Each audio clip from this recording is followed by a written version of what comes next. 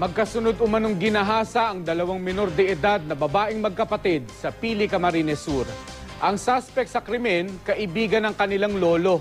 Makibalita tayo kay Michelle Chua ng GMA Bicol. Matinding takot ang nararamdaman ngayon ng dalawang minor de edad na babaeng magkapatid. Ayon kina Liza at Ana, di nila tunay na pangalan. Ginahasa sila ng kaibigan ng kanilang lolo sa Pili, Camarines Sur. Ayon sa lola ng mga biktima, hapon itong Sabado nang utusan niya ang 12 taong gulang na si Liza na kumuha ng gulay sa isang taniman malapit sa kanilang bahay. Pinakuha naman daw ng lola ng bigas ang 10 taong gulang na si Ana. Pero matapos ang ilang oras, hindi pa rin nakakauwi ang magkapatid. Pareho na raw palang ginahasa ang mga biktima. Ayon kay Liza, ginahasa siya sa bahay mismo ng sospek. Hindi siya nakapalag dahil may patalim ito. Matapos ang ilang minuto, sunod na daw ginahasa ng sospek si Ana.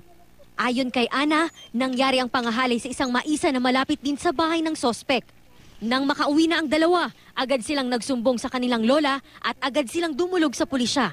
Sa parehong araw, naaresto ang 38 taong gulang na sospek. Napag-alamang hinarang ng sospek ang mga biktima para madala ang mga ito sa tagong lugar kung saan sila ginahasa. Lumabas din sa investigasyon na hindi pala ito ang unang beses na pinagsamantalahan ng sospek ang magkapatid. Barkada kan luluhon, siguro maray man makiiba so mga aki kaya naging dayupot man duman sa suspek. Hindi pa nagbibigay ng pahayag ang sospek, pero ayon sa pulisya, inamin nito ang krimen. Garo man sa nang ginadanyaan sa kuyang alaga. Michelle Chua, Nagbabalita, Pilipinas.